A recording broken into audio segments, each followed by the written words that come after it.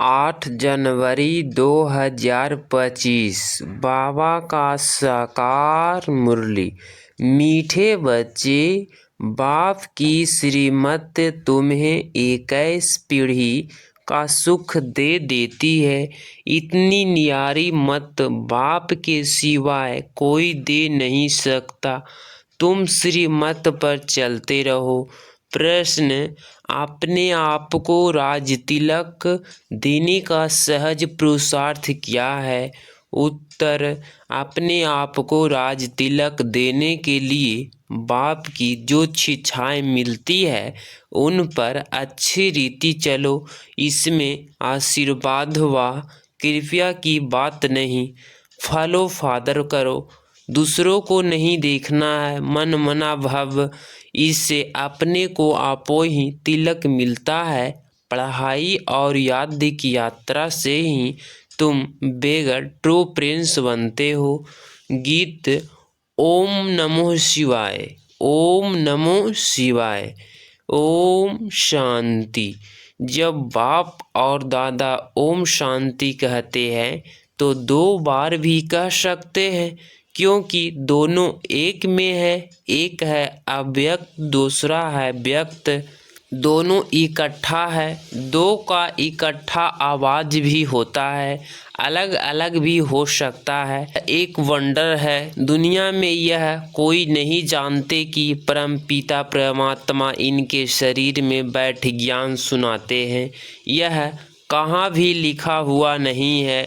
बाप ने कल्प पहले भी कहा था, अभी भी कहते हैं कि मैं इस साधारण तन में बहुत जन्मों के अंत में इसमें प्रवेश करता हूँ, इनका आधार लेता हूँ। गीता में कुछ न कुछ ऐसे वर्कंस है जो कुछ रियल भी है। यह रियल अक्षर है। मैं बहुत जन्मों के अंत में प्रवेश करता हूँ, जबकि यह वानप्रस्थ अवस्था में है। इनके लिए यह कहना ठीक है। पहले पहले सतयुग में जन्म भी इनका है, फिर लास्ट में वानप्रस्थ अवस्था में है, जिसमें भी बाप प्रवेश करते हैं तो इनके लिए ही कहते हैं। यह नहीं जानते कि हमने कितने पुण्य जन्म लिए। शास्त्रों में 84 लाख पुण्य जन्म लिख दिया है। यह सब है भक्ति मार्ग। इनको कहा जाता है भक्ति कल्ट। ज्ञान कांड अलग है, भक्ति कांड से अलग है। भक्ति करते करते उतरते ही आते हैं। यह ज्ञान तो एक ही बार मिलता है।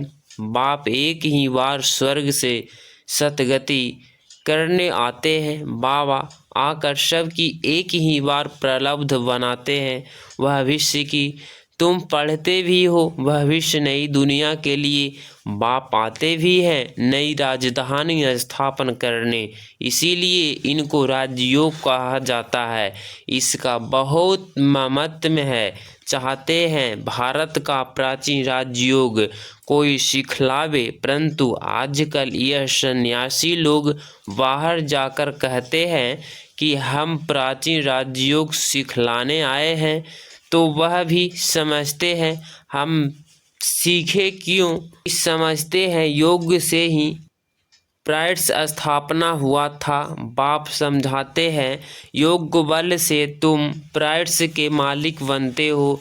प्राइड्स से स्थापना किया है। बाप ने कैसे स्थापना करते हैं वह नहीं जानते। यह राजयोग रूहानी बाप ही सिखलाते हैं, जिसमें कोई मनुष्य सिखला न सके। आजकल एंट्रेंसन करपंसन तो बहुत है ना, इसीलिए बाप ने कहा है मैं पतितों को पावन बनाने वाला हूँ। जरूर फिर पतित बनने वाले भी कोई होगा। अभी तुम जज करो। बरोबर ऐसे है ना, मैं ही आकर सभी वेदों शास्त्रों आदि का सार सुनाता हूँ। ज्ञान से तुमको 21 जन्मों का सुख मिलता है।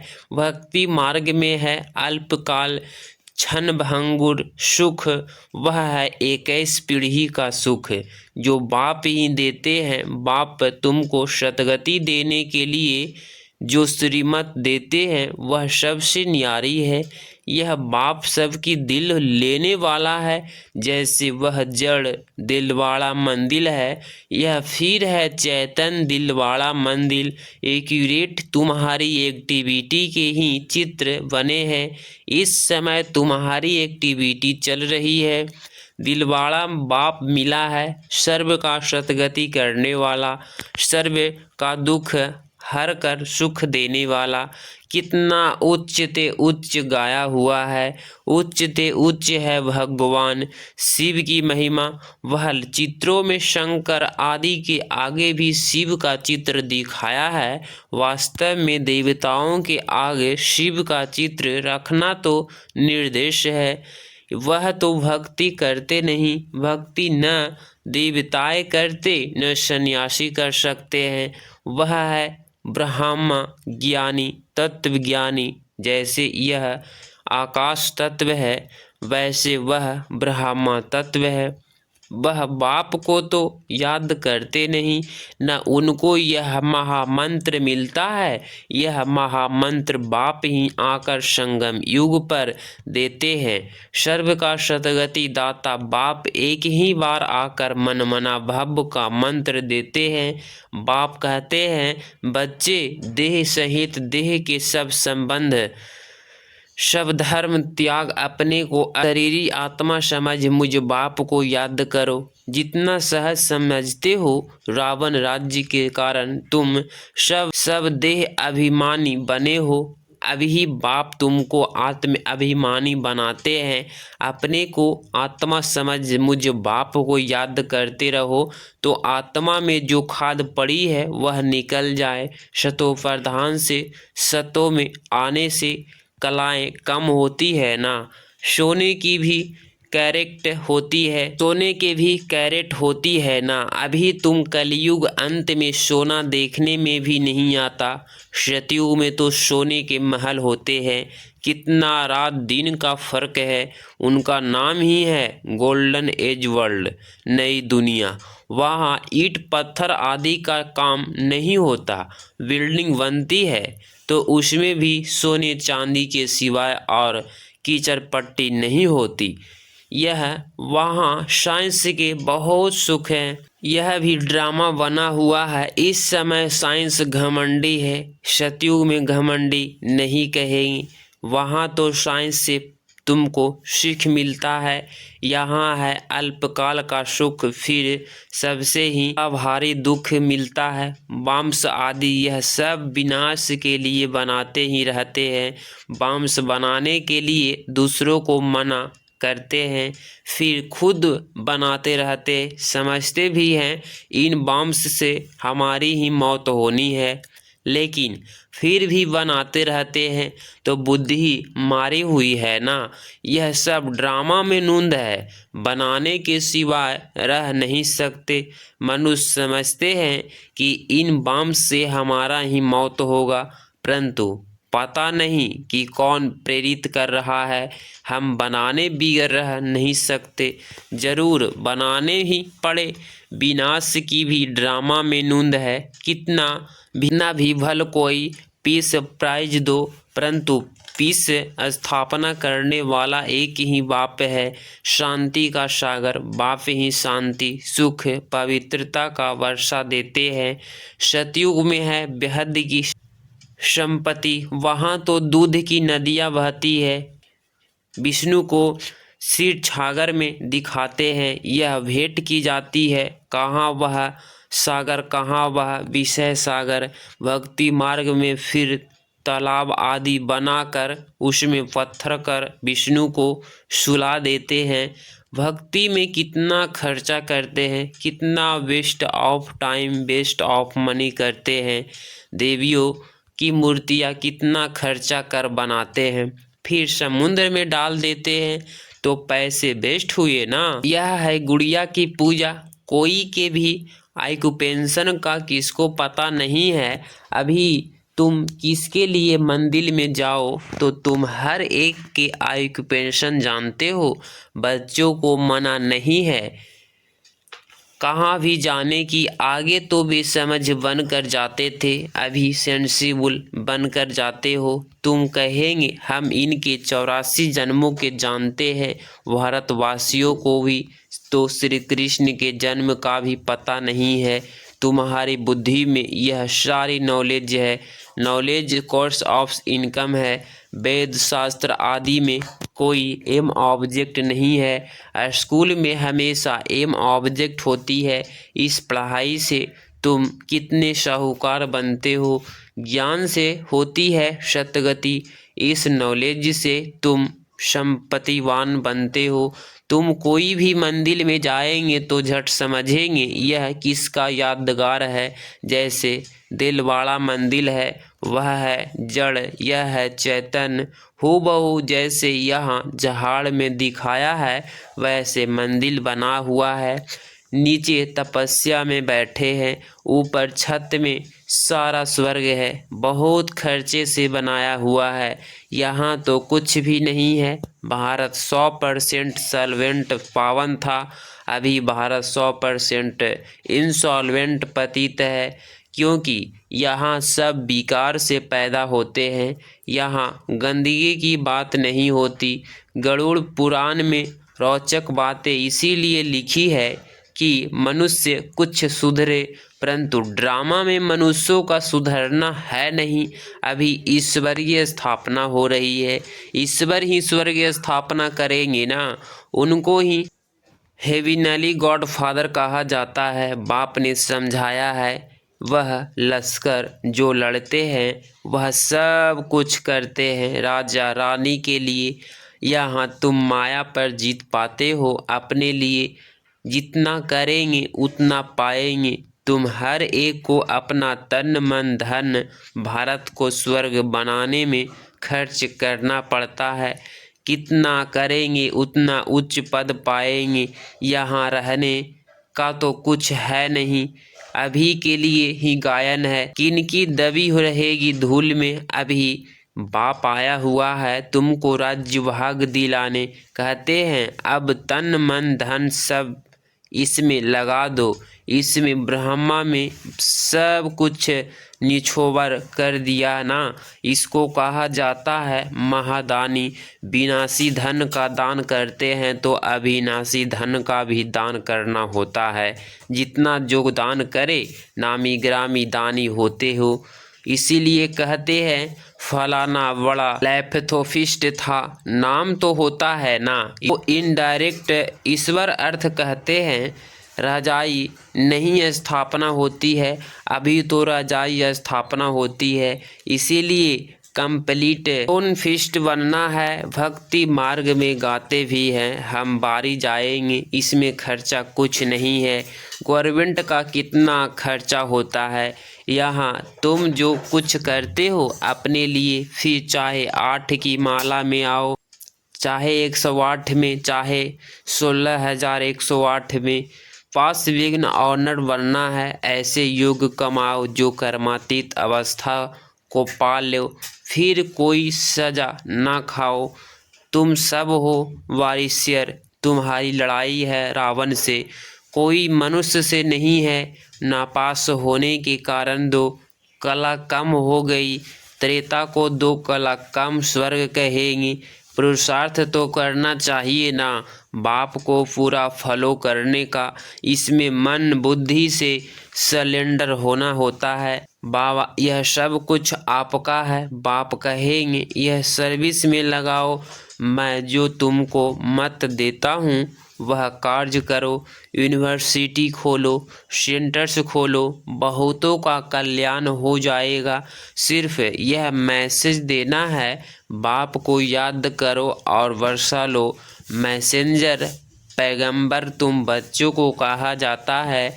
सबको यह मैसेज दो कि बाप ब्रह्मा द्वारा कहते हैं कि मुझे याद करो तो तुम्हारे विकर्म विनाश होंगे, जीवन मुक्ति मिल जाएगी। अभी है जीवन बंद, फिर जीवन मुक्त होंगे। बाप कहते हैं मैं भारत में ही आता हूँ। यह ड्रामा अनादि बना हुआ है, पूरा होगा यह प्रश्न नहीं उठ सकता। यह तो ड्रामा अनादि चलता ही रहता है, उसमें यह अविनाशी पाठ नोंधा हुआ है। कितनी गुहे बातें हैं। स्टार मिसल छोटी बिंदी है, माताएं भी यहाँ मस्तक पर बिंदी देती है। अभी तुम बच्चे पुरुषार्थ से अपने आप को राज तिलक दे रहे हो। तुम बाप की शिक्षा पर अच्छी रीति चलेंगे तो जैसे कि तुम अपने को राज्य तिलक देते हो, ऐसे नहीं कि इसमें आशीर्वाद व कृपया होगी। तुम ही अपने को राज्य तिलक देते हो। असल में यह राज तिलक है। फॉलो फादर करने का पुरुषार्थ करना है, दूसरों को नहीं देखना है। यह है मनमना भव, जिससे अपने को आपो ही तिलक मिलता है, बाप नहीं देते हैं। यह है ही राजयोग। तुम बेगर ट्रू प्रिंस बनते हो तो कितना अच्छा पुरुषार्थ करना चाहिए, इनको भी फॉलो करना है। यह तो समझ की बात है ना। पढ़ाई से कमाई होती है, जितना जितना योग्य उतनी धारण होगी। योग्य में ही मेहनत है, इसीलिए भारत का राजयोग गाया हुआ है। बाकी गंगा स्नान करते करते तो आयु भी चली जाए तो भी पावन बन न सके। भक्ति मार्ग में ईश्वर अर्थ गरीबों को देता है। यहाँ फिर खुद ईश्वर आकर गरीबों को ही विश्व की बादशाही देते हैं। गरीब निवाज है ना। भारत में 100% सॉल्वेंट था, वह इस समय 100% इंसॉल्वेंट है। दान हमेशा गरीबों को दिया जाता है। बाप जितना उच्च बनाते हैं, ऐसे बाप को गाली देते हैं। बाप कहते हैं ऐसे जब गलानी करते हो तब मुझे आना पड़ता है। यह भी ड्रामा बना हुआ है। यह बाप ही है, टीचर भी है। सिख लोग कहते हैं सतगुरु अकाल, बाकी भक्ति मार्ग के गुरु तो ढेर है। अकाल तो तख्त सिर्फ यह मिलता है, तुम बच्चों का भी तख्त यूज करते हैं। कहते हैं मैं इसमें प्रवेश कर सबका कल्याण करता हूँ। इस समय इनका यह पाठ है। यह बड़ी समझने की बातें हैं, नया कोई समझ न सके। अच्छा, मीठे मीठे सिकिलधे बच्चों प्रति माता पिता बाप दादा का याद दे प्यार और गुड मॉर्निंग। रूहानी बाप की रूहानी बच्चों को नमस्ते नमस्ते। धारणा के लिए मुख्य सार पॉइंट नंबर फर्स्ट, अविनाशी ज्ञान धन का दान कर महादानी बनना है। जैसे ब्रह्मा बाप ने अपना सब कुछ इसमें लगा दिया, ऐसे फलो फादर कर रजाई में उच्च पद लेना है। पॉइंट नंबर 2, सजाएं से बचने के लिए ऐसे योग कमाना है जो कर्मातीत अवस्था को पालो। पास विघ्न ऑनर बढ़ने का पूरा पूरा पुरुषार्थ करना है, दूसरों को नहीं देखना है। 8 जनवरी 2025 का वरदान, कड़े नियम और दृढ़ संकल्प द्वारा अलबेलेपन को समाप्त करने वाले ब्रह्मा बाप समान अथक भव। स्पष्टीकरण, ब्रह्मा बाप समान अथक बनने के लिए अलबेलेपन को समाप्त करो। इसके लिए कोई कड़ा नियम बनाओ, दृढ़ संकल्प करो। अटेंशन रूपी चौकीदार सदा अटल रहे तो अलबेलेपन समाप्त हो जाएगा। पहले सर्व के ऊपर मेहनत करो, फिर सेवा में, तब धरनी परिवर्तन होगी। अभी सिर्फ कर लोगे तो हो जाएगा। इस आराम के संकल्पों के डलप को छोड़ो, करना ही है। यह स्लोगन मस्तक में याद रहे तो परिवर्तन हो जाएगा। स्लोगन समर्थ बोल की निशानी है, जिस बोल में आत्मिक भाव और शुभ भावना हो। अपनी शक्तिशाली मनसा द्वारा साकाश देने की सेवा करो। जितना जितना समय समीप आता जा रहा है, उतना व्यर्थ संकल्प भी बढ़ रहे हैं। लेकिन यह चुकतुक होने के लिए बाहर निकल रहे हैं। इन्हों का काम है आना और आपका काम है उड़ती कला द्वारा, सकाश द्वारा परिवर्तन करना। घबराओ नहीं, इसके सेक में नहीं आओ। अगर चैनल पे डेली मुरली सुनते हैं तो चैनल को प्लीज़ सब्सक्राइब करें और प्रेस करें। मिलते हैं कल की मुरली में। ओम शांति, ओम शांति।